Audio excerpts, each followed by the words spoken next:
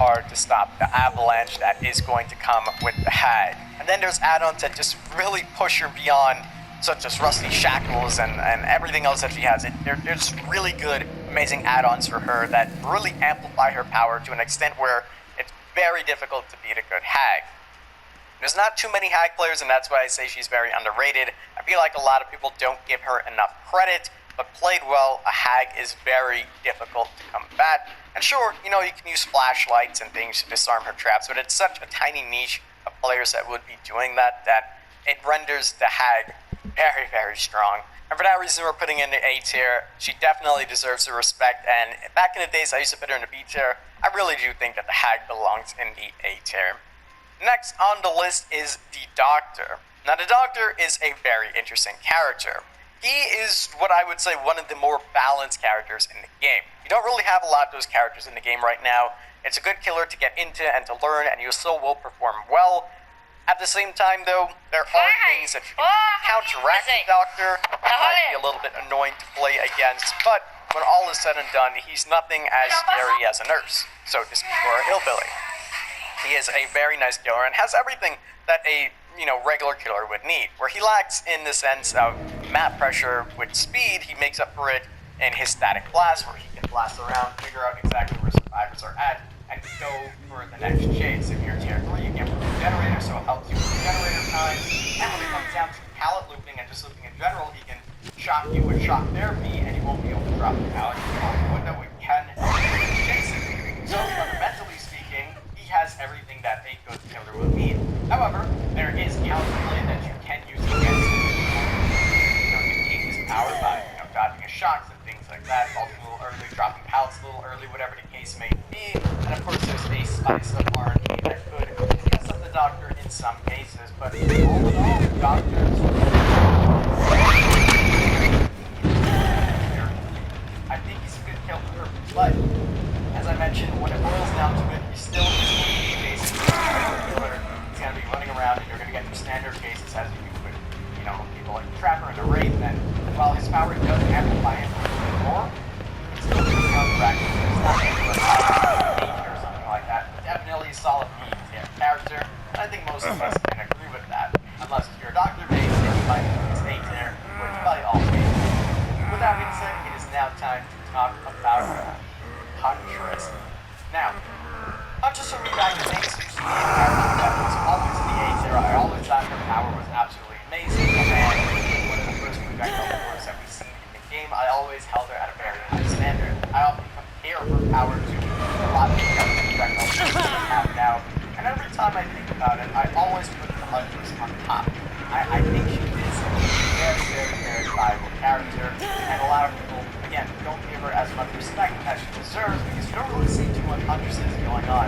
I think of someone like the only other players that are playing right now, and it's really difficult to, counteract her. Obviously, again, she is 110% speed. Because of this, it is, harder for her to keep up the generator pressure that's currently going on. Also, I don't know why I have this headphones on. Probably think about suffocating my head. But, yeah, she is a 110% speed killer, so it's a little bit harder for her to keep the generator pressure up. It still can cause extremely harsh knots, and sometimes you can get lucky. You can zone your survivors very easily if you're just lifting up a hatchet, waiting, and just looking for survivors. Down them. When it comes down to looping, now if you're playing against a good survivor, they can bait you out with a pallet drop. If you lift up the hatchet, they continue running. But obviously, like that, if you just keep the pallet or get hit on them, whatever the case may be. So her power does help her in the chases. You can get some really sneaky shots, like if you're at the killer shack, you line game and toss a hatchet and well. But again, if you learn how to have to reload, you are again 110%. So someone does get a good amount of distance on you, and you get to catch up to them if you don't have an accurate shot on them. But all in all, I'm going to have to Huntress a strong defense. I think she is very viable, and with practice, you can make her a very, very good killer. I'm not necessarily going to put her in the A tier because I feel like the characters in the A tier could really do some damage if played correctly. I don't think she's up there anymore. This, meta that's currently going on in this day and age where, people are cranking out hits where it's very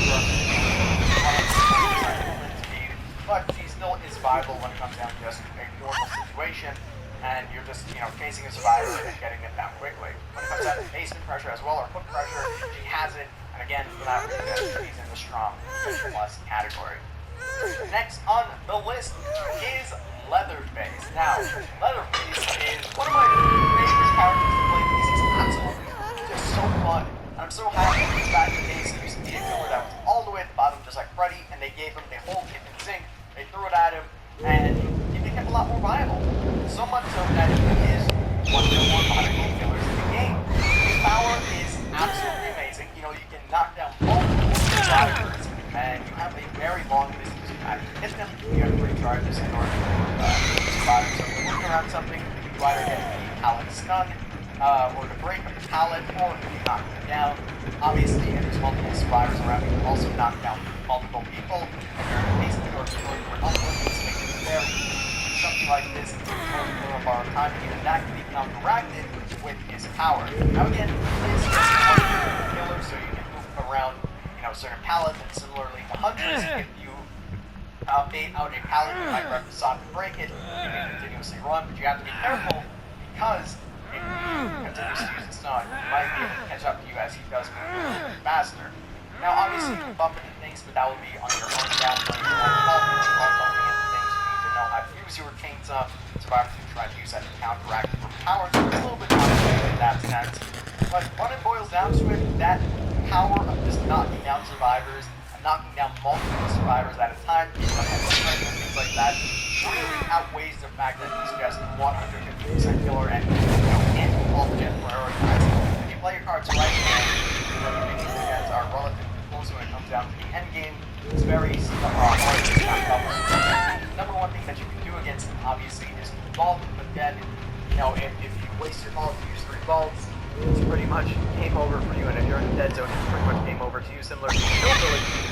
So, for that reason, we are going to be putting him in the B+ tier. He would be in the A tier, just like Hillbilly. However, as I mentioned, the one two of them, besides downing multiple survivors, is that Hillbilly just has that amazing map pressure that a lot of the newer killers don't really possess. So, for that reason, we will be putting him in the B+ tier. He still has great powers when it comes down to looping and counteracting it. Next on the list is Mr. Freddy. Now I absolutely love Freddy. I love Freddy, I should have said. They changed his power a little bit, which I didn't think he necessarily needed to, but obviously the stats were a little bit more skewed, and it showed that Freddy was just overperforming from what they wanted. They changed some add-ons on him, they changed his pallet and snare time, but realistically, if you know how to play Freddy and you still play your same game, you will typically do well. Freddy, again, just like regular killers that we've been talking about, has everything that a killer needs. His power helps him in chases, whether that's going to be snares or fake pallets. I personally like the pallet more than snares, which is somewhat of a minority of a comment. A lot of people don't really like the pallets as much as they like the snares. People really enjoy snares, which is each their own. It obviously slows down the survivors if they are running in a certain group, and it gives you a lot more time to catch up with them. I personally like the fake pallets, especially as the game unfolds, because people will rely on them, they'll drop them, and they're like, oh no, and you get a really easy hit on them. And then of course, when it comes down to map pressure, you can easily just teleport to any generator at any time, as long as your power is charged up and you put the pressure on. So for that reason, Freddy, he's still in the A tier for me. He is still a very viable killer when it really boils down to it, because his power helps him in the chases, and he has extremely good map pressure. There's not much more to say about him. His add-ons, amplify his power and make him a little bit better. Obviously, there are specific add-ons to the palette, but if you really think about it, when it comes down to it, and you're looping around and you run into a tunnel, chances are Freddy is going to be getting that pretty easy hit on you. Or if you drop a pallet, again, he'll be getting that hit on you. So all that's really left to do is to continuously loop. But if he has a tunnel down or a pallet there, it's going to be really hard to do so, and you're forced to drop a pallet or take the hit. And then, of course, as soon as he does this and puts you on the hook, you instantly can go to a generator that's been worked on, and then counteract that. So for that reason, Freddy is in A tier. Next on the list is the Piggy. Now, the Piggy is a character that I always want to hold near and dear to my heart, but realistically, the devs need to show her a lot of love. The Pig has always been a character that I played and I just never seemed to do extremely well. I still get my 4Ks, I still do good, but you have to really work for it. because her power isn't the best. It's 100% RNG based. If you place a trap on someone's head and realistically doesn't because the chances of you popping someone's head with a trap are very, very small. The only add-ons that I can clear on are the combat traps or anything that can help my dashing attack, and even then, by the time you go into a dash, someone just trying to mind game them, the smart survivor would simply just run away from that loop, and then your dash will be completely negated. If they do choose to continue the loop, which most survivors don't, you can, sometimes mind game them. It's like 50-50 if they go the right way or the wrong way. Obviously, there's great take players out there that can make her a lot more viable, but boiling it down, what she really is, her power kind of sucks. She has no map pressure as well, considering she is a one killer, and if you go crouching moving slower, the party has to do nothing. You can simply just go to one of the 4 boxes or 5 if she has extra with add-ons, or 2 with the add-ons, and get it off really quickly. And then when it comes down to it, you also can just escape at the end if it's placed a little bit too late when the generator would pop. So again, that's another nerf on her that they created not a while ago. And yeah, then when it comes out to crouching, realistically just run away. You also have that big audible roar that happens, so it's really easy if you're just trying to be stealthy as is and not really try to mind game anybody, so people just run away. And when most people are running sprint first, your power is negated. So for that reason, we are going to be playing here. I want to give her more love. I really hope Behavior gives her more love because she is quite a viable character. Sadly, she is in the C tier for me. The next killer on the list is the Clown. Now the Clown received an update not too long ago where he now has his yellow bottles or piss bottles, whatever you want to call them, that amplify his speed. And I found that if you run the purple add-ons that make it so that you can see where the other survivors are at, or any survivors are at when you're moving faster and you keep tossing these bottles, it can help a little bit when it comes down to some of the map pressure that you have. You can move a little bit faster. You can even use this if you're carrying someone and walk a little bit faster while carrying them, maybe get some hits on people. But realistically speaking, Clown is just Clown. He's always been the same. Even with these bottles, it doesn't really help his power all too much. Of course, the purple bottles can slow down the survivors, and similar to Freddy, they can slow survivors down when it comes to loops, and yes, it does help in those situations. However, unlike Freddy, you have to actually toss these bottles rather than them being stagnant in a place, so you have to be accurate with your bottles, and again, it's up to you.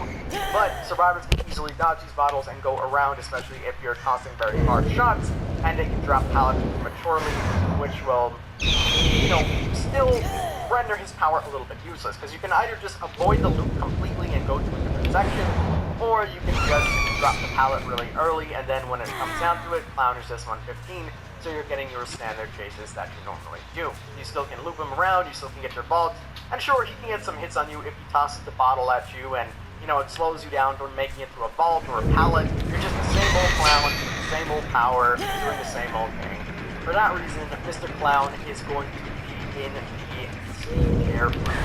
I again wish Behavior would do a little bit more when it comes down to maybe his add-ons. At a point it was okay when he had the bottles that made exhaustion. Obviously not the funnest to play against, but it did make it so that you can, wait out Dead Art or get rid of Dead Art completely and some other perks. But Clown is just Clown at the end of the day. I don't think there's much more of an explanation needed. And sure, you can make it viable as I said, but for me, he's going to be next on the list is Spirit, and without a doubt, I think we all can agree that Spirit is one of the stronger killers in the game. Quite possibly the second strongest killer in the game.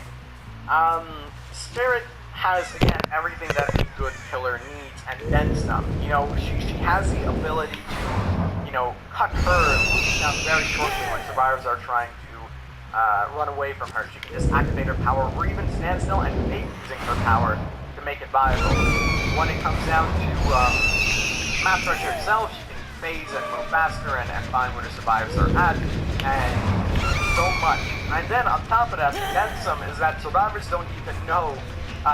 There are chances, like there's little counter plays that you can do here and there, but realistically, it's not much for the average person to realize it or even, Damn it! With all my hours in the game, I still can't tell, and against a good Spirit, there isn't much that you can do.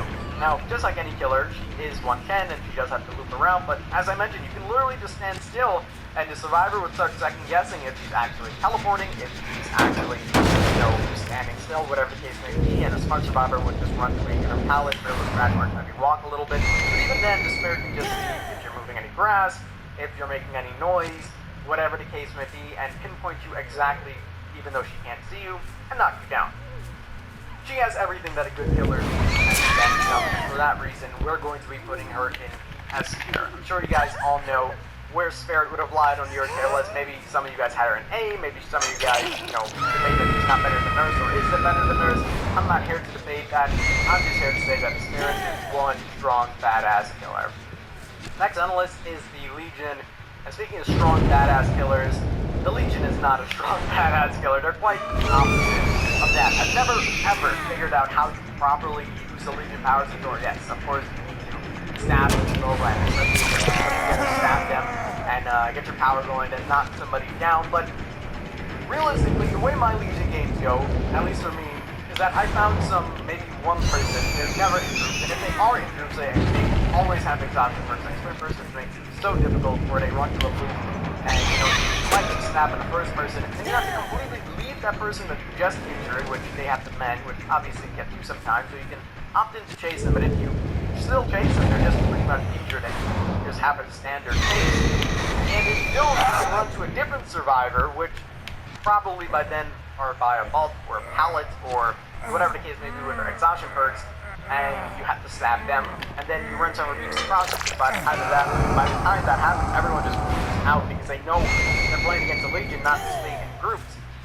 And then they pretty much refuse to heal as well, considering you're just a regular killer running around at that point because your power helps you, and not at all. Like even if you're injured and you go into your power, it does absolutely nothing, and it really, really does suck.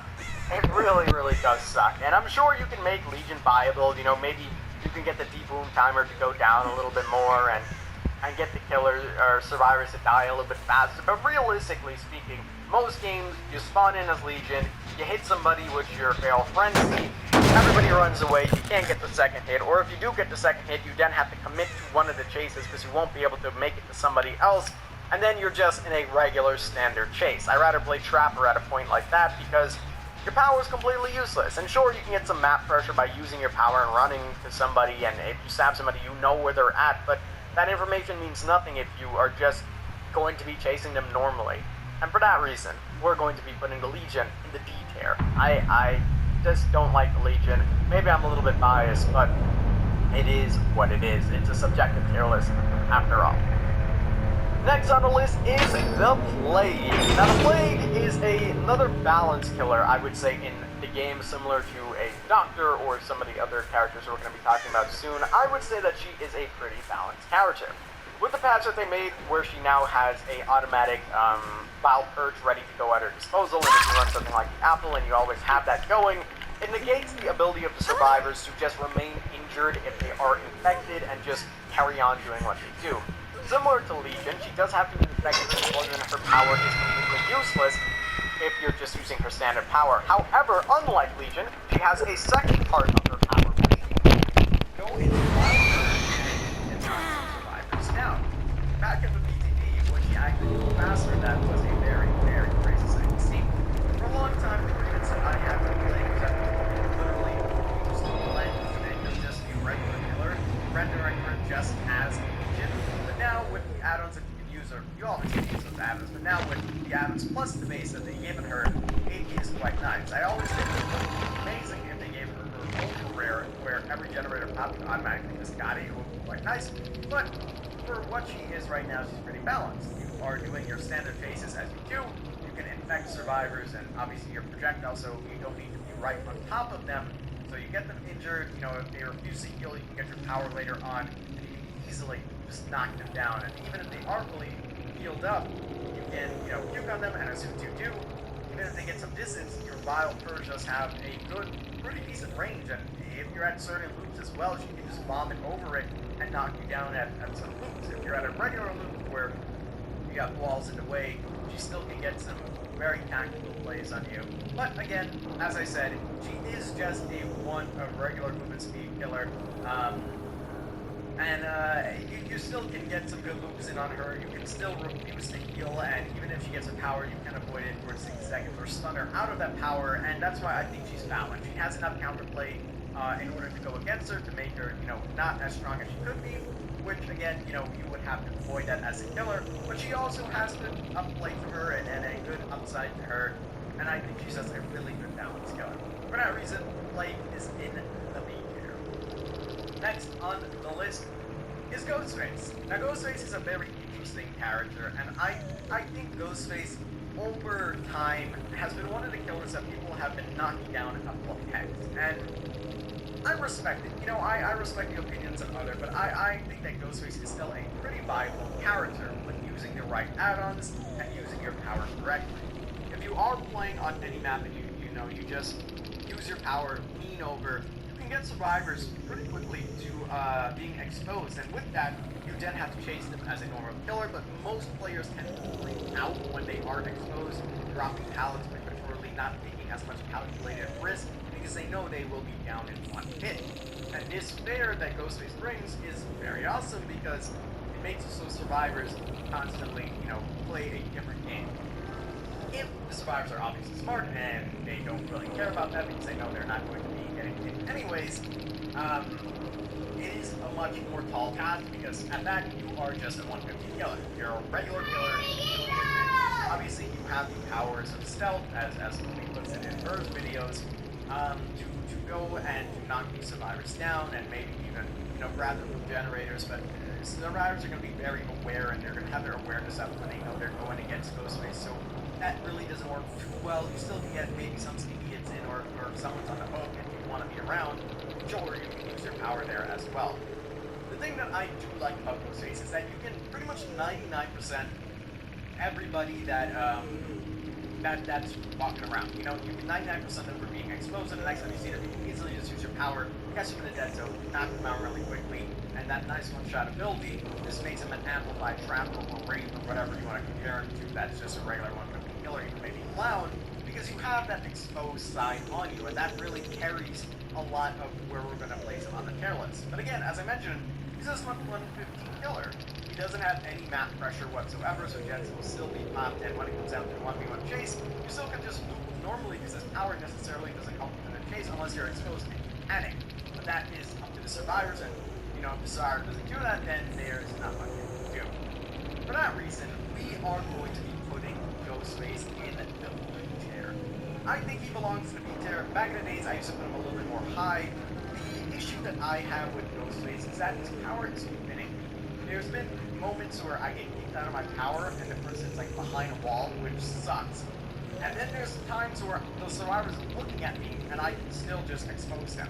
So with the power being so finicky and all over the place, it's hard to accurately put him on a good spot on the tier list and make a good stance on him to either defend or, parade him or whatever the word it may be. I can't think right now, but yeah, I wish his power was looked into a little bit more, and ever since the post-PTE, it's just been a little bit all over the place. But I think B is a fair place to put him. The exposed status definitely helps a lot more when it comes down to it, but again, you still want the killer, and when we go down to the fundamentals, he only has one of the two required things to make it viable. For that reason, I put him in the B tier. Demogorgon is next on the list, and Demogorgon is another very beautifully balanced killer. If you know how to play it correctly, you will do good. There's still RNG factors that can hinder you, such as the map or how your tiles are set up, but Demogorgon is pretty cool. He has the ability, just like what we were talking about with Freddy and some of the other killers, to traverse the map. You obviously can't do this at your free will because survivors need to break your portals in order to you to place another one if you run out of time. But you have your portals to go around to keep pressure up, so if you place them strategically and you use them correctly, this can help you quite a lot. And then, of course, you have your second ability, which is your shred attack, which can cut teams very quickly. If the survivors are on a pallet or a window, you can simply shred attack and gain some massive distance very quickly in order to knock them down. If you're just, wanting to hit them as well, you can do that. And just like what we've been talking about, he has everything that a good killer needs. However, he isn't above and beyond such as the other killers because, you know, obviously you can't use your power at will, such as teleporting. You can't just be like, alright, let's go to here, like with Freddy, which is why Freddy's in the A tier and Demogorgon is not. You can't just be like, alright, let's go here. You actually have to walk over to your portal